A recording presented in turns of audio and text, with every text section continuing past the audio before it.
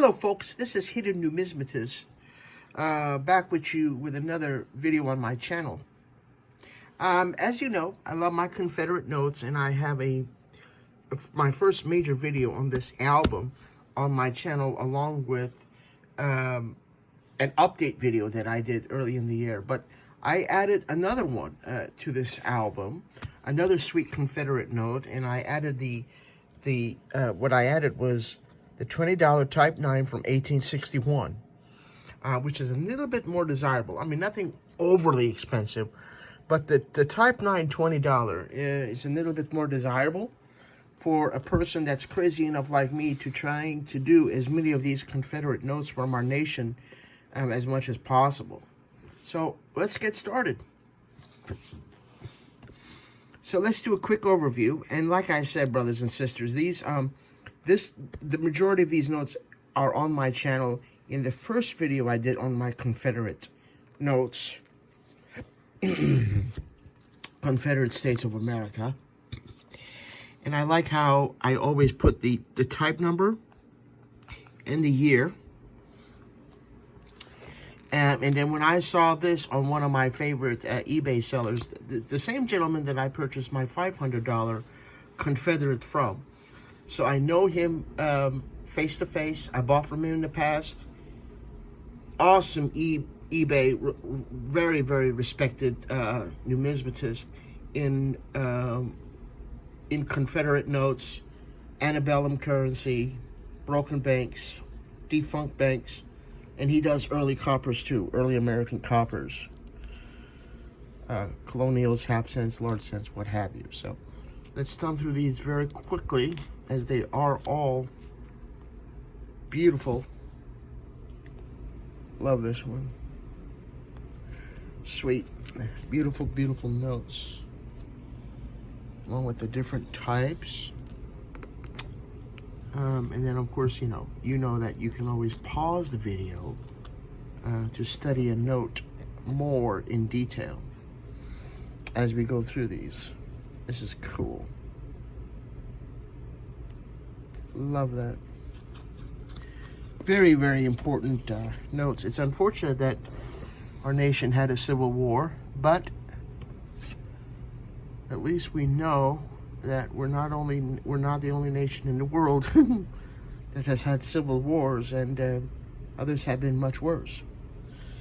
So this is the one right here, folks. So let us go immediately and jump into it. Okay, it's a 20, and as you can see, the Type 9 is the earliest 1861 $20 note that I have here, okay? And I'm gonna pull this out of its home and turn the page, and then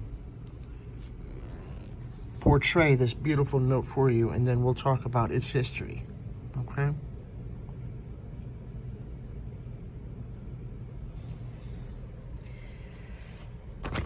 This is literally the description that the awesome seller had on eBay. And I always love to capture this and put these in my notes, because like I said, this is a Jedi when it comes to early Confederate notes and what have you, antebellum. So, I mean, this is a professional numismatist. And anytime you have a dealer that is going to give up his heart and soul on the eBay page, I captured.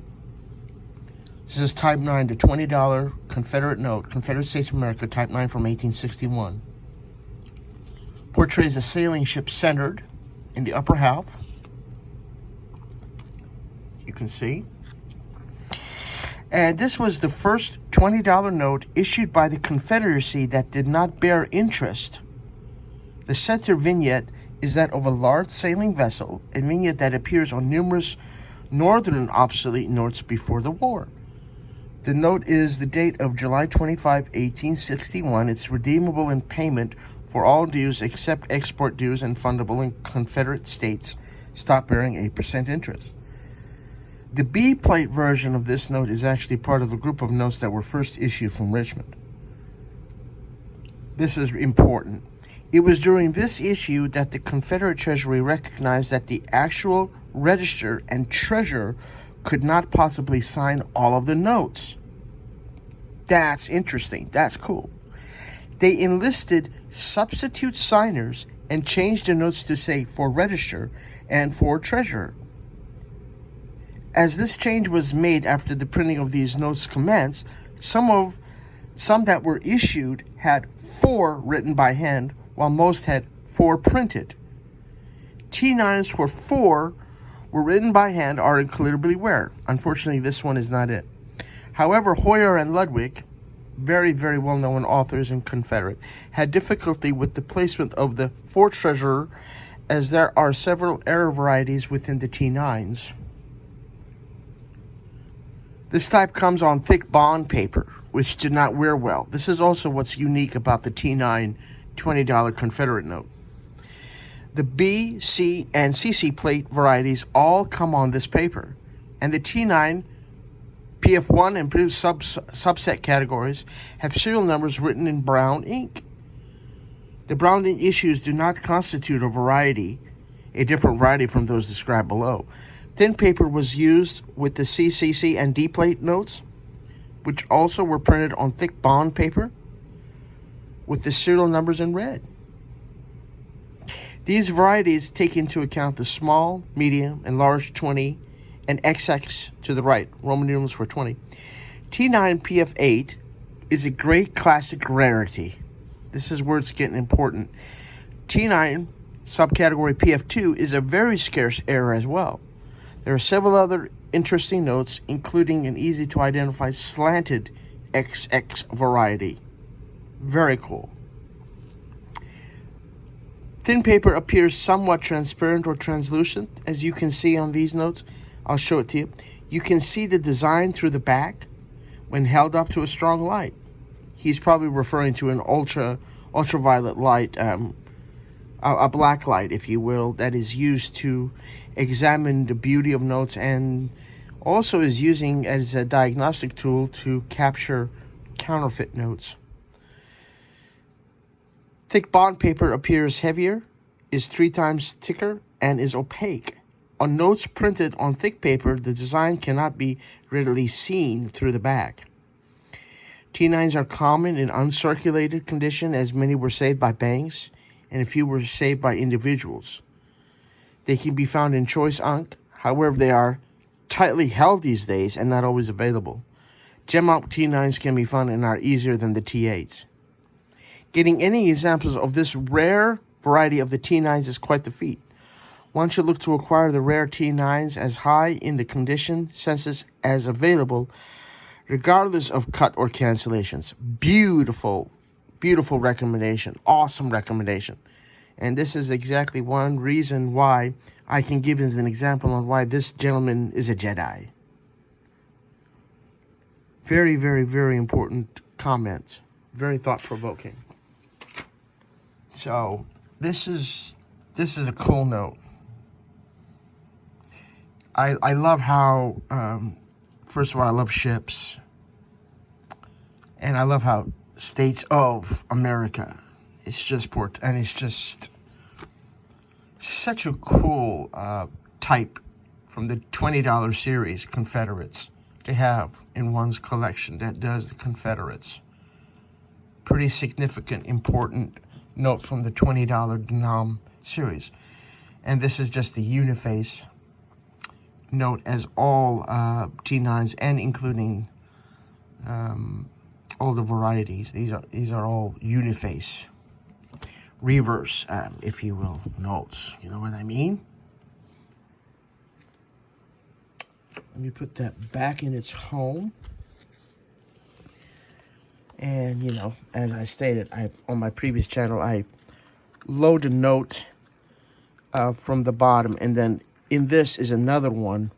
So that way I try to avoid, when I slip the beautiful note in its home, that it loads from the bottom and not from the top. So it's protected as much as possible. And I store everything in an awesome safe. Now look how similar this one is to the T9. This is the T18 from 1861. See? Where Confederate States of is very different. Even though it portrays a sailing ship. And an allegorical figure on the lower left. This one is totally different. This is the T9. Quite similar, yet very, very cool. And drastically different. Let's quickly go through these. Like I said, viewed all these on my channel before.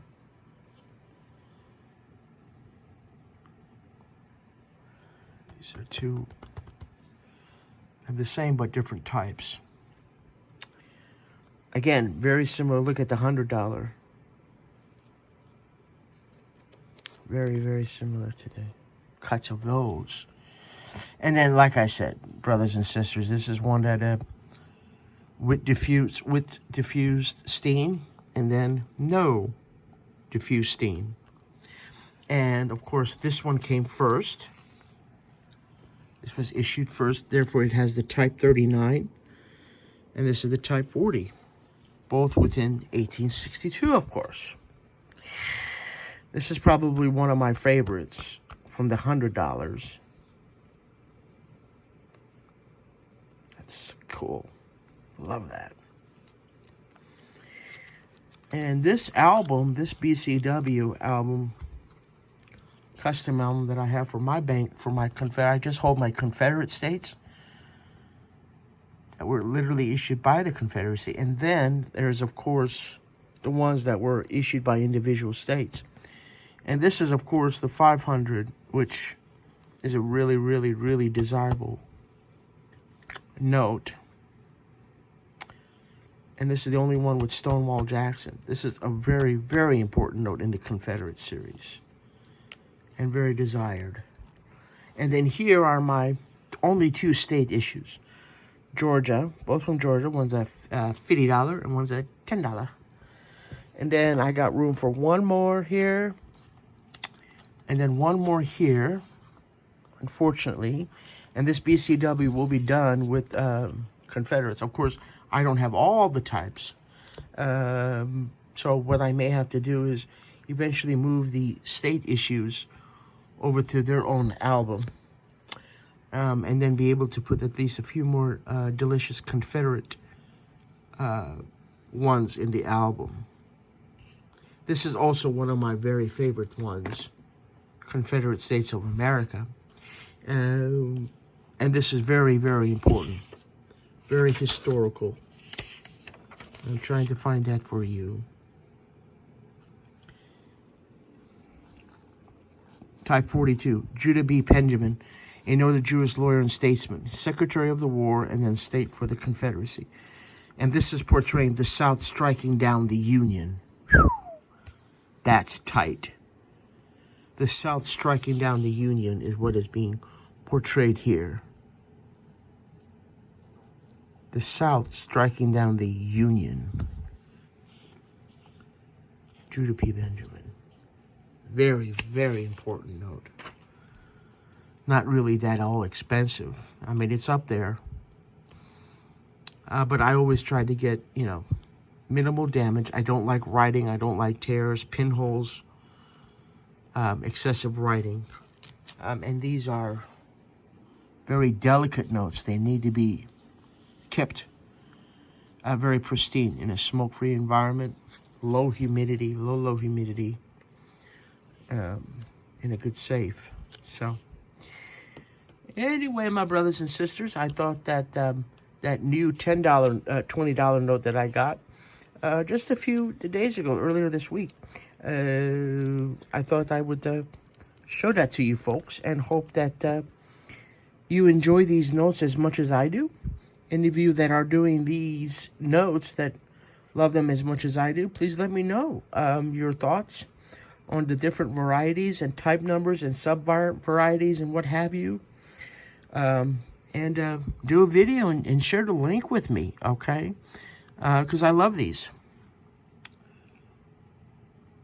And I will literally also try to put in the description that the seller put in if any of you want to capture that. So, all right. Well, I think that will do it for this video. I thank you all for watching. And if you have any thoughts, questions, concerns, what have you, want to start a dialogue with me, that's what the comment section is for. And all of you have a wonderful, blessed evening. Be kind to each other, wherever you are in this beautiful world. And may God bless you all. Bye-bye.